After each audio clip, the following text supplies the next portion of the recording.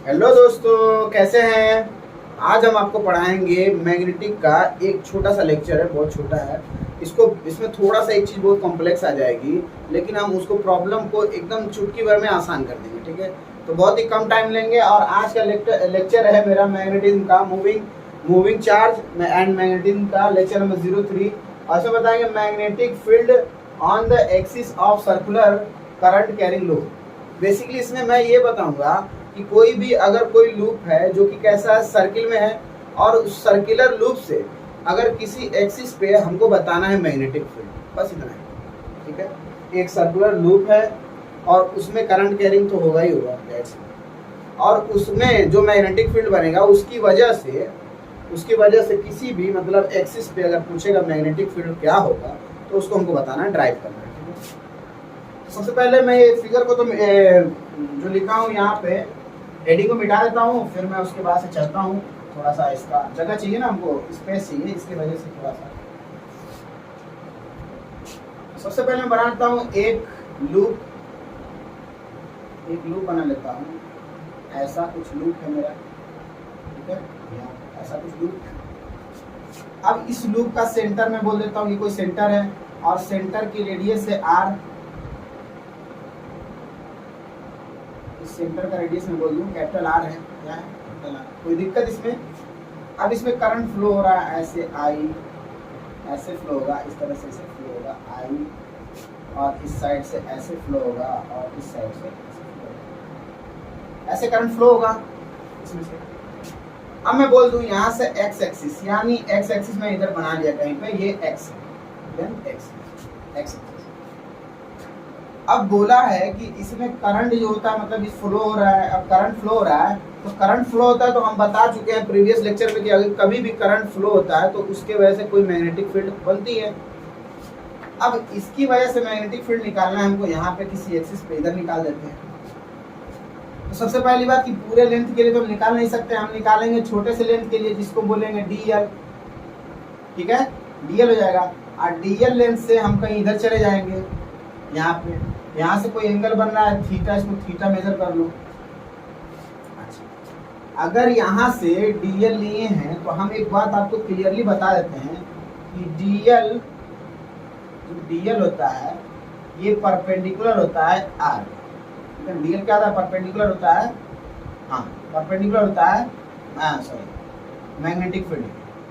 ये जो dl होता है ना, dl क्या होता है? परपेंडिकुलर होता है मैग्नेटिक फील्ड के। और जो dl का डायरेक्शन होता है वो डायरेक्शन होता है करंट I के डायरेक्शन के बराबर होता है। I के डायरेक्शन क्या होता है? बराबर होता है, दोनों बराबर होते हैं।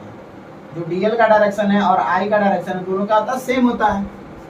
ठीक है, अब देखो यहाँ पे ध्यान से देखो, यही चीज समझने वाली है कि इसमें करंट कैसे जा रहा है। ऐसे करंट जा रहा है, ये मेरा सर्किल है, जैसे ये सर्किल है, अब इसको मैं घुमा दूं, ऐसे कर दूं तो ये सर्किल हो गया। अब करंट फ्लो हो रहा है, ऐसे फ्लो हो रहा है, ऐसे फ्लो हो रहा है ना करंट। अब इसकी वजह से मैग्नेटिक फील्ड कहाँ बनेगी? यहाँ बनेगी। इसके अगर ये जो R है, R कैसे आया? थोड़ा सा तिरछा आया ना किसी एक्सिस में, तो जो ये करंट इसमें जा रहा था, इससे करंट फ्लो हो रहा था। अब जिधर करंट फ्लो होता है उधर क्या होता है? हमारा dl होता है, लेंथ होती है। अब लेंथ से परपेंडिकुलर, जैसे लेंथ से ऐसे चले आए सीधा, अब उसके परपेंडिकुलर में बनाएंगे तो हमारा d भी कुछ इधर बनेगा। अगर ये करंट ऐसे फ्लो हो रहा है ना भाई, ऐसे फ्लो हो रहा है, अब यहाँ से ऐसे आएंगे और इसी मतलब इस जो करंट इसके परपेंडिकुलर में कुछ d भी हमारा बनेगा यहाँ पे ऐसे।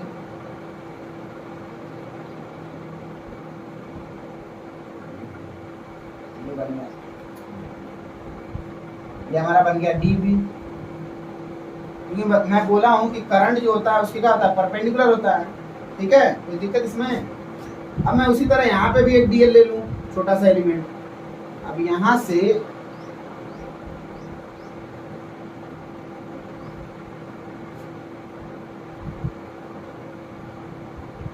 से कोई ले लिया हूँ मैं, थोड़ा सा लाइन थोड़ी सी टेढ़ी हो गई है, मैं इसको सीधा भी तो कर सकता हूँ, हर टेढ़ी चीज को मैं सीधा करना जानता हूँ। तो यहाँ पे अगर मान लो कि ये हो गया अभी थीटा, क्योंकि यहाँ से अगर ये r डिस्टेंस पे है तो ये भी क्या होगा? r डिस्टेंस पे होगा, r बराबर होता है। अब यहाँ से इसकी वजह से ये जो होता है, देखो यहाँ से हम निकाल दिए, क्या हो गया? ये इस एक्सिस के परपेंडिकुलर हो गया। तो ये जो L है ना, dl, जो करंट ऐसे फ्लो हो रहा है उसी के लेंथ में dl होता है, तो dl के परपेंडिकुलर क्या होता है? मैग्नेटिक फील्ड होता है। अब ये आर लेके चले गए तो इसका मैग्नेटिक फील्ड किधर बनेगा, इधर बनेगा, ऐसे बनेगा। थोड़ा सा टेढ़ा रहेगा भाई, लेकिन परपेंडिकुलर रहेगा डीएल, ठीक है ना। डीएल क्या होगा, परपेंडिकुलर होगा। अब ये परपेंडिकुलर किसके होगा, ये परपेंडिकुलर होगा इसके, ऐसे इसी तरह आया समझ में। अगर कोई करंट ऐसे है उसमें डीएल ऐसे है, मान लो करंट का फ्लो जिधर है उधर ही डीएल होता है। मैं 10 बार बोला हूँ, फिर बोल रहा हूँ कि जिधर जो होता है कि करंट है उधर ही क्या है, डीएल है। अगर डीएल ऐसे है तो इसके परपेंडिकुलर में अगर तुम ऐसे मान लो तिरछा जाओ, चाहे कैसे भी जाओ, टेढ़ा जाओ, तो यहाँ से अगर ये अगर ऐसे है, ये अगर ऐसे है, अगर ऐसे है तो उसका परपेंडिकुलर कुछ ऐसे होगा। करंट का फ्लो ऐसे हो रहा है ना भाई, तो इसके परपेंडिकुलर आप बना दीजिए, सीधा ऐसे कर दीजिए, ऐसे। अगर डीएल ऐसा है तो इसके परपेंडिकुलर कैसा होगा, देखो भाई ये परपेंडिकुलर होगा 90 डिग्री पे, खत्म। आर अगर तिरछा जा रहा है, अगर ये तिरछा जा रहा है तो भी इसके परपेंडिकुलर बनाना है हमको, क्योंकि अगर ये ऐसा है, अगर मान लो ऐसे फ्लो हो रहा है, ये हो जाएगा हमारा ऐसा 90 डिग्री, ठीक है। देखो भाई अब बताएंगे क्या, मैं मान लिया इसको थीटा। अब बात आ गई यहाँ से एक एक्सिस ले लेते हैं, क्योंकि करंट जो होता है जो इसका डायरेक्शन होगा वो डायरेक्शन तो यहाँ पे डीबी होगा ही होगा, ये डीबी होगा। इसको मिटा दे क्या, थोड़ा अड़चन नहीं दे रहा है, इसको मिटा दे। अब हमको बताना है इस एंगल पे, क्योंकि ये जो होता है इसका कंपोनेंट आएगा, एक इसमें आएगा और एक इसमें आएगा, आएगा ना कंपोनेंट। मैं बोल दूं यहाँ पे कोई एंगल है, इस एंगल के वैसे यहाँ पे भी कोई एंगल अगर एक्स है या वाई कुछ भी मान लो, इस एंगल के वजह से एक कंपोनेंट इधर आएगा, एक आएगा इसके परपेंडिकुलर, आएगा ना, एक आएगा इसके परपेंडिकुलर और एक आएगा आपका इस पे, इसी एक्सिस एक्स एक्सिस पे। तो सबसे बड़ी बात आ गई इसको निकालने की। अब निकाला कैसे जाए, निकाला कैसे, तो ध्यान से देखो मेरी बात, ध्यान से सुनना है, एकदम दिमाग से सुनना। देखो लेक्चर में इसको तो 2 मिनट में ड्राइव कर दूंगा, 2 मिनट ड्राइव करने में ज़्यादा टाइम नहीं लगेगा, 2 मिनट में। लेकिन जो ये फिनोमिना है ये बड़ा ही कॉम्प्लेक्स, देखो इसको कैसे समझेंगे। थोड़ा सा ज्योमेट्री आपकी स्ट्रांग रहेगी तो ठीक है, नहीं तो मैं स्ट्रांग कर दूंगा यहाँ पे, ध्यान दो। ये थीटा और ये 2 थीटा हो गया। अब मैं बोला यहाँ से लेकर यहाँ तक, मतलब ये जो डीबी है, ये डीबी से ये आर तक, यहाँ से लेकर यहाँ तक एंगल कितना है, 90 डिग्री। और मैं बोलिए ये एंगल कितना है, ये वाला, ध्यान से देखो, ये एंगल यहाँ से लेकर यहाँ कितना हो जाएगा। अब उसको निकालना है तो हम क्या करेंगे, सबसे पहले लिखेंगे 90 डिग्री, 90 डिग्री, 90 डिग्री यहाँ से लेकर यहाँ तक। ये जो 90 डिग्री हो रहा है ना, ये दोनों थीटा को कवर कर रहा है, ध्यान से देखो, इसको भी कवर, इसको भी कवर। तो मैं बोलूँ कि अगर इस एंगल को हमको फाइंड करना है तो 90 डिग्री में से अगर थीटा और थीटा 2 थीटा घटा दूँ तो यही बचेगा ना। अगर यहाँ से लेकर, जैसे मान लो यहाँ से लेकर यहाँ तक 90 डिग्री है, तो मैं बोलूँ कि अगर इसको मैं खत्म कर दूँ, तो अगर इसको दोनों थीटा खत्म कर दूँ तो यही बचेगा ना मेरे पास। तो उसी को पता करना है, तो क्या करेंगे, माइनस क्या करेंगे, 2 थीटा। अरे भाई एक थीटा और 2 थीटा खत्म, तो हमारा आ गया ये एंगल जो था हमारा। अब मैं जो ये एक्सिस लिया हूँ, क्या ये एक्स एक्सिस है, उसी के अलाउंग क्या है, वाई एक्सिस है, अलाउंग नहीं है, उसके परपेंडिकुलर क्या है, वाई एक्सिस है। तो मेरा यहाँ से लेकर यहाँ तक एंगल 90 डिग्री होगा, जरूर होगा। ये वाला एंगल हमको नहीं मालूम है, इसको हम बोल देते हैं एक्स। फिलहाल हमको ये वाला एंगल मालूम चल गया है, ये इतना 90 डिग्री माइनस 2 थीटा। अब क्या करेंगे, मैं बोल देता हूँ कि एक्स एक्सिस से यहाँ तक जाएंगे, एक्स एक्सिस से यहाँ तक जाएंगे तो कितना हो जाएगा, यहाँ से यहाँ तक 90 डिग्री होगा। मैं बोलूँगा सबसे पहले आ रहा है इसमें थीटा, थीटा को ऐड करो। देखो भाई इधर कितना आया, इधर ही बना दे, ये आ गया थीटा। सबसे पहले थीटा आया, एक्स एक्सिस पे सबसे पहले क्या है, ये थीटा एंगल है। और फिर यहाँ से इस एंगल की बात होगी, ये कितना हो जाएगा, प्लस 90 डिग्री माइनस 2 थीटा होगा। ये एंगल, इतना एंगल कितना होगा, 90 डिग्री माइनस 2 थीटा, और ये बच गया थीटा। अब ये दोनों कवर कर लिए। अब बात आ गई इसकी, इसको भी इसमें जोड़ दो, एक्स, ठीक है। अब इसको मिटा दे, खेल खत्म इसका, प्लस कितना हो जाएगा, एक्स हो जाएगा। और क्या ये तीनों 90 डिग्री के बराबर है, एकदम बराबर है। यहाँ से भाई मैं बोला हूँ कि एक्स एक्सिस से वाई एक्सिस, जैसे मान लो ये कोई वाई एक्सिस है और इस पे एक्स एक्सिस है, तो ये क्या थी, पूरी परपेंडिकुलर होगी। तो उसमें से पहले दिया था थीटा एंगल, थीटा निकाल दिए, फिर एंगल दिया था ये वाला जिसको 90 माइनस 2 थीटा बोले थे, ये भी कवर हो गया। अब ये जो नहीं दिया था इसको एक्स बोल दिए हैं, दोनों को सबको ऐड कर देंगे। अगर सबको ऐड करेंगे तो 90 डिग्री बराबर होगा ना। अब देखो क्या होगा यहाँ पे 90 डिग्री खत्म। थीटा देखो, थीटा -2 थीटा और थीटा में से 2 थीटा जाएगा तो कितना जाएगा -थीटा और प्लस बचेगा x और बराबर इधर बचेगा 0। अगर मैं इसको इधर भेज दूं तो x इक्वल टू कितना आ जाएगा थीटा। ऐसा समझ में? मतलब ये एंगल कितना हो गया थीटा, ये एंगल कितना हो गया थीटा। कोई दिक्कत इसमें? मिटा दे इसको, नोट कर लो इसको फटाक से, नोट कर लो मिटा दे। अब देखो ध्यान से क्या करेंगे, अगर ये थीटा है तो इसके परपेंडिकुलर, ये थीटा है, इसके परपेंडिकुलर क्या होगा, इस थीटा के परपेंडिकुलर होगा, ये हो जाएगा कितना साइन थीटा हो जाएगा। इस थीटा के परपेंडिकुलर जैसे मान लो ये एक लाइन है, ये एक्स एक्सिस है और यहाँ से आया था हमारा एक डीबी आया था और यहाँ से आया था डीबी और हमारा थीटा ये वाला है, ये थीटा माने निकाले हैं। अब इस थीटा एक्सिस के इस साइड आएगा dB cos theta, dB cos theta और इसकी वजह से आएगा डीबी कॉस थीटा।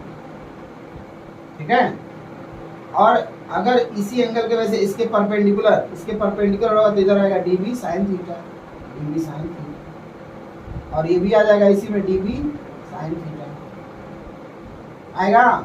अब जितने भी डीबी साइन थीटा होंगे इधर डीएल एलिमेंट काटेंगे, सबकी वजह से पूरा डीबी साइन थीटा इस पे आ जाएगा और ये एक दूसरे के ऑपोजिट होंगे। जब एक दूसरे के ऑपोजिट होंगे तो ये क्या हो जाएंगे, कट जाएंगे, एक दूसरे से कैंसिल आउट हो जाएंगे। अब हम निकालेंगे, अब इंटीग्रेट करेंगे। अब देखो इसको मिटा देते हैं, अब इंटीग्रेट करते हैं।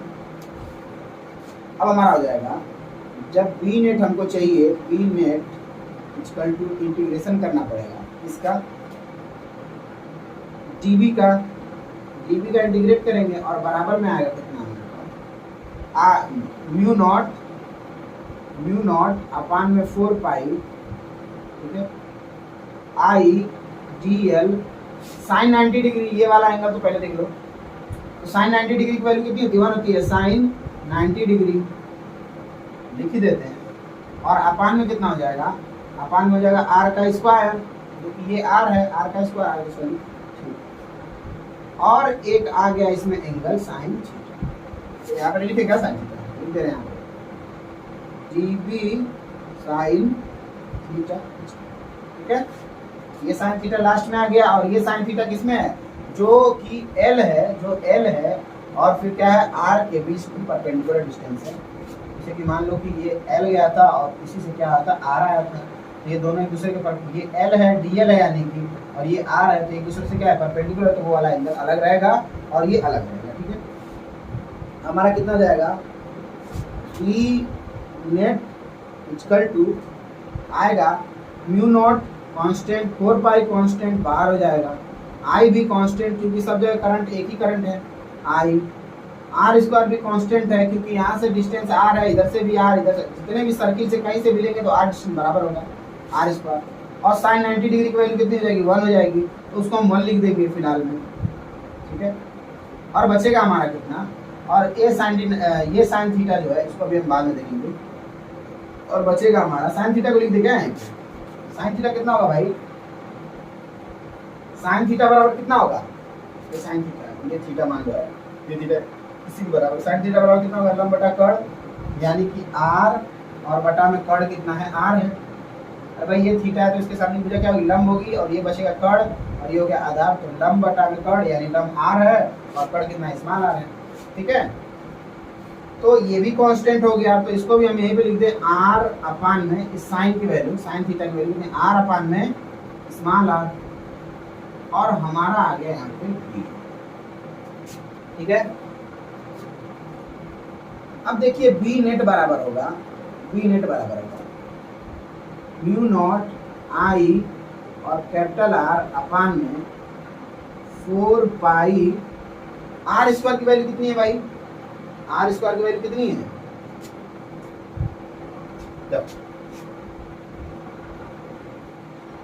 आर स्क्वायर आर देखो पहले क्या होता है, पाइथागोरस प्रमेय से देखो, ये क्या होता है कर्ण का स्क्वायर मतलब आर का स्क्वायर इक्वल टू लंब का स्क्वायर, ये आर का स्क्वायर प्लस स्मॉल एक्स का स्क्वायर, कितना हो जाएगा आर स्क्वायर। आर को अगर लिखेंगे स्क्वायर हटाएंगे तो पूरा पूरा रूट में हो जाएगा आर स्क्वायर प्लस। अरे भाई आप तो 12th में आ गए हैं तो ये तो मालूम होगा।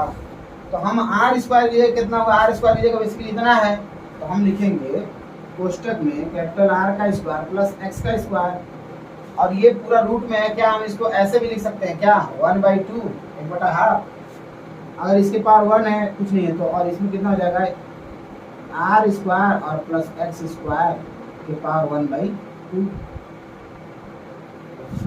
और ये जो डीएल है, डीएल का इंटीग्रेशन होगा तो बनेगा एल, यानी कि जो एल बनेगा डीएल डीएल मैं बोलूँ कि अगर यहाँ से छोटा डीएल ले लें, छोटा डीएल यहाँ से, सभी डीएल को अगर मैं मेजर करूँ तो मेरा जो डीएल पूरा बनेगा ये बनेगा एल। और ध्यान से देखो तो ये एल होता है पूरा पूरा सर्किल का सरकमफेरेंस होता है, और सरकमफेरेंस क्या आता है 2πr। ठीक है, तो यहाँ पे डीएल की जगह लिख दूँ 2πr, 2πr ही होगा भाई ना, सॉरी कैपिटल आर, 2πr होगा कैपिटल आर। अब देखो ध्यान से, पाई से पाई मर गया, 2 से 4 मर गया, 2 2 जा 4, 2 बार जाएगा। ठीक है, अभी कुछ है क्या, नहीं है। मैं इसको मिटा दूं, इसको नोट करो आप, मैं इसको मिटाता हूँ, इसको मिटा दूं ताकि जगह मिल जाए थोड़ा सा। आप लोग इसको नोट करो। अब मैं लिख देता हूँ इसको, B net equal to mu naught upon में 4 पाई, और देखो 1 और 1/2 कितना हो जाएगा r square plus x square के पावर 3/2, 2 और 1 3, और ऊपर कितना आ जाएगा, ऊपर हो जाएगा आई आर का स्क्वायर हो जाएगा। ये आपका आ गया, इसलिए इतना आएगा। ठीक है,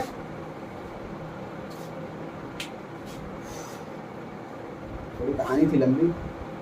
अब मैं एक बड़ा खूबसूरत चीज बता दूंगा कि जो मैग्नेटिक फील्ड होता है, जैसे मान लो ये लूप है और इसमें मैग्नेटिक फील्ड हमारा आ रहा था, इस डायरेक्शन में आ रहा था। बेसिकली कैसे आ रहा था, ऐसे आ रहा था, ऐसे आ रहा था, ये डीबी आ रहा था, और यहाँ पे आ रहा था डीबी। इस साइड से क्या होता है, इन्वर्ट हो जाएगा करंट। अगर ऐसा है तो इस साइड से इन्वर्ट, अगर इधर से अंदर जाएगा तो इधर से बाहर आएगा ना भाई, यानी कि इधर डायरेक्शन कितना हो जाएगा, ये हो जाएगा डी बी, और यहाँ पे भी ऐसे होगा। ठीक है, ये चीज ध्यान में रहनी चाहिए। ऐसा नहीं है कि इधर से मतलब किसी को खींच रहे इधर से इधर, ऐसा नहीं है। एक साइड जो डायरेक्शन है नेगेटिव नेगेटिव डायरेक्शन रहेगा, पॉजिटिव पॉजिटिव डायरेक्शन रहेगा। ठीक है ना, तो इसको पहले नोट करो। ये तो फिलहाल हो गया, नोट करो पहले, और इतना आपका आ गया पूरा पूरा फॉर्मूला नोट करो। यहाँ पे तो 2 रहेगा ना जी, यहाँ पे 2 रहेगा क्योंकि 2 मर गया ना यार, 2 मर गया, 2 रहेगा। कमेंट मत कर देना भाई गलत कर दिए।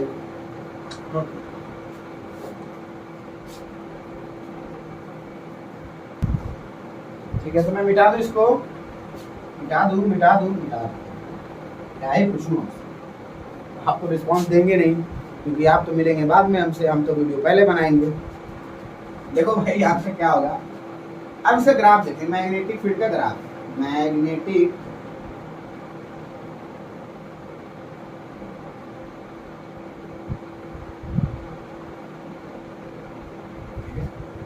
बेसिकली ग्राफ बनाएंगे। ग्राफ कैसे बनेगा, पहले तो ये एक्स एक्सिस एक तो ले लेते हैं ऐसे,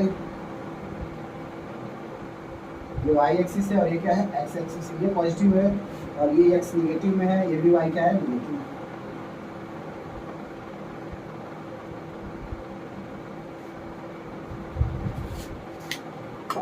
अब जो ग्राफ इसका जो होता है ना, देखो ध्यान से, अगर मैं एक चीज बताया था अभी कि मैग्नेटिक फील्ड का डायरेक्शन कैसे बनाता, एक ऐसे बनाता, ऐसे बनाता डीबी, और ये भी डीबी था, इसका डायरेक्शन कुछ ऐसे बना था, और ये नेट इधर आ गया था, और इसकी वजह से ये इधर बनेगा, और ये आपका हो जाएगा डायरेक्शन कुछ इधर, ये जाएगा नेट, ये डीबी होगा और ये भी डीबी होगा। आई कंपोनेंट लिए थे वो तो बात कर रहा है, इसमें नेट हो जाएगा डीबी, देखो अगर ये एक साइड से निगेटिव है तो दोनों साइड निगेटिव होगा, ऐसे देखो डायरेक्शन इसका किधर होगा, डायरेक्शन एक ही है, ऐसा नहीं है कि इधर पॉजिटिव इधर निगेटिव, ऐसा नहीं है। तो हम इसका ग्राफ कैसे बनाएंगे, ग्राफ इसका बनेगा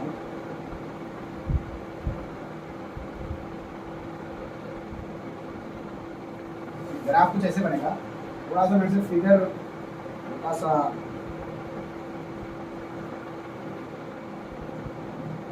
ठीक है, कुछ ऐसे बनेगा, ठीक है।